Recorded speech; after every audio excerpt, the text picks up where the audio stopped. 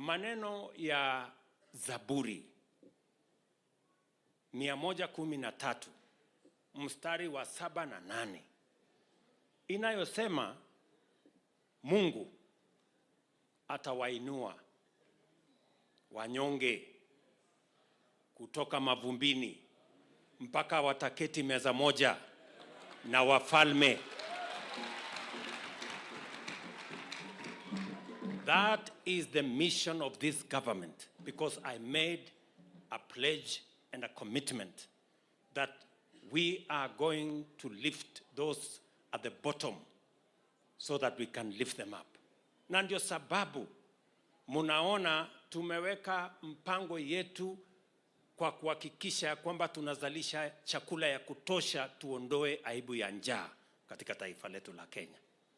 Ndio munaona tumeweka mpango kamili ya kuhakikisha kwamba tuko na funding model mpya ambayo itahakikisha hata mtoto wa maskini ataweza kusoma university, ataweza kusoma TVET, kwa sababu tumetengeneza mfumo that is going to make sure no child is left behind. Ndio sababu tumeweka pesa nyingi kuajiri walimu wetu. For the first time in the history of Kenya, tumeajiri walimu 56,000 mara moja. It has never happened. Na Januari tumeshatangaza tena tutaajiri walimu wengine 20,000, because we want to make sure that every child in Kenya, irrespective of their background, wanapata nafasi ya kusoma as a government, as we focus on ensuring that no Kenyan is left behind. Ndio sababu munaona tumebadilisha mfumo wa mambo ya afya ya Kenya. Pale mbeleni mambo ya bima ya afya ilikuwa ni kwa wale wenye uwezo. Kwa sasa kupitia mfumo huu mpya, mambo ya bima ya afya itafikia kila Mkenya. Sio lazima ukuwe na kazi, sio lazima ukuwe na uwezo. Yule ambaye huna uwezo wa kulipa hiyo pesa ya SHIF, sasa serikali ya Kenya itakulipia. Na hakuna Mkenya tena. Najua pale nyuma kulikuwa Mkenya anaenda hospitali,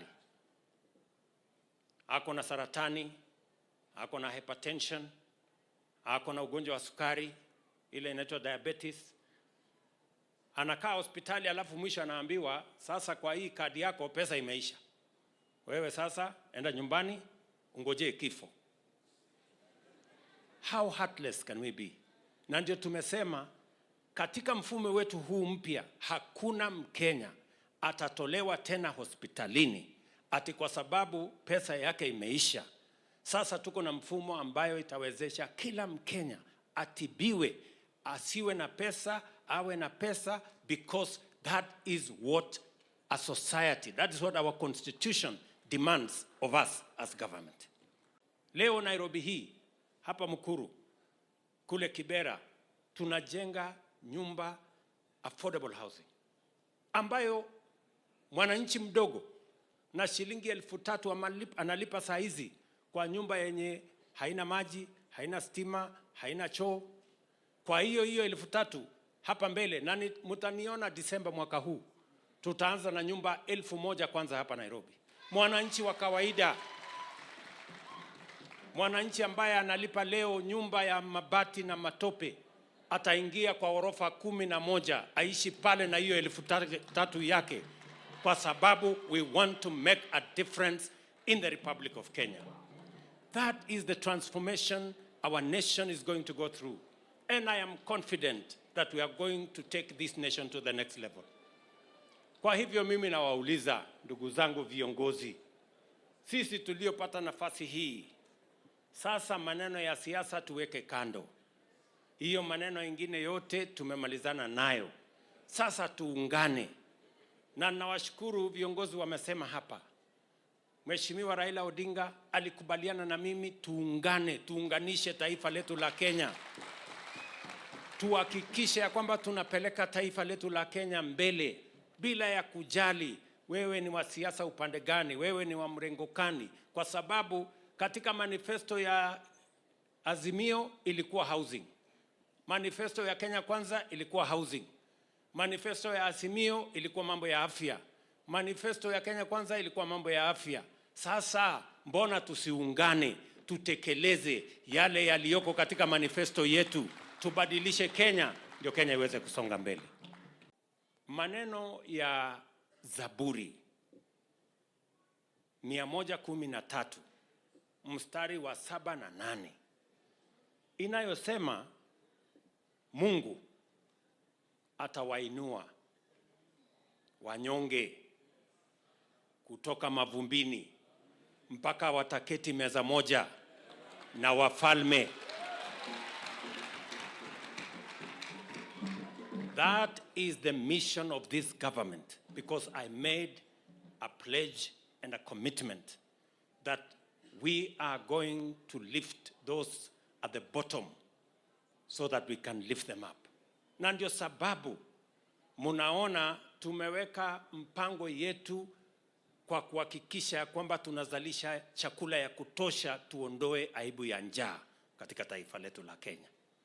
Ndio munaona tumeweka mpango kamili ya kuhakikisha kwamba tuko na funding model mpya ambayo itahakikisha hata mtoto wa maskini ataweza kusoma university, ataweza kusoma TVET, kwa sababu tumetengeneza mfumo that is going to make sure no child is left behind. Ndio sababu tumeweka pesa nyingi kuajiri walimu wetu. For the first time in the history of Kenya, tumeajiri walimu 56,000 mara moja. It has never happened. Na Januari tumeshatangaza tena, tutaajiri walimu wengine 20,000, because we want to make sure that every child in Kenya, irrespective of their background, wanapata nafasi ya kusoma as a government, as we focus on ensuring that no Kenyan is left behind. Ndio sababu munaona tumebadilisha mfumo wa mambo ya afya ya Kenya. Pale mbeleni mambo ya bima ya afya ilikuwa ni kwa wale wenye uwezo. Kwa sasa kupitia mfumo huu mpya, mambo ya bima ya afya itafikia kila Mkenya. Sio lazima ukuwe na kazi, sio lazima ukuwe na uwezo. Yule ambaye huna uwezo wa kulipa hiyo pesa ya SHIF, sasa serikali ya Kenya itakulipia. Na hakuna Mkenya tena. Najua pale nyuma kulikuwa Mkenya anaenda hospitali, ako na saratani, ako na hypertension, ako na ugonjwa wa sukari, ile inaitwa diabetes.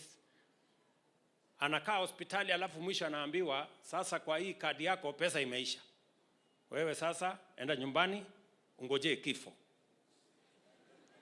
How heartless can we be? Na ndio tumesema katika mfumo wetu huu mpya, hakuna Mkenya atatolewa tena hospitalini ati kwa sababu pesa yake imeisha. Sasa tuko na mfumo ambayo itawezesha kila Mkenya atibiwe, asiwe na pesa, awe na pesa, because that is what a society, that is what our constitution demands of us as government. Leo Nairobi hii, hapa Mukuru, kule Kibera, tunajenga nyumba affordable housing ambayo mwananchi mdogo na shilingi 3,000 analipa saa hizi kwa nyumba yenye haina maji, haina stima, haina choo. Kwa hiyo 3,000 hapa mbele, na mtaniona Disemba mwaka huu tutaanza na nyumba 1,000 kwanza hapa Nairobi. Mwananchi wa kawaida, mwananchi ambaye analipa leo nyumba ya mabati na matope, ataingia kwa orofa 11, aishi pale na hiyo 3,000 yake, kwa sababu we want to make a difference in the Republic of Kenya. That is the transformation our nation is going to go through. And I am confident that we are going to take this nation to the next level. Kwa hivyo mimi nawauliza ndugu zangu viongozi, sisi tuliopata nafasi hii, sasa maneno ya siasa tuweke kando. Hiyo maneno ingine yote tumemalizana nayo. Sasa tuungane. Na nawashukuru viongozi wamesema hapa. Mheshimiwa Raila Odinga alikubaliana na mimi tuungane, tuunganishe taifa letu la Kenya. tuhakikishe ya kwamba tunapeleka taifa letu la Kenya mbele bila ya kujali wewe ni wa siasa upande gani, wewe ni wa mrengo gani, kwa sababu katika manifesto ya Azimio ilikuwa housing. Manifesto ya Kenya Kwanza ilikuwa housing.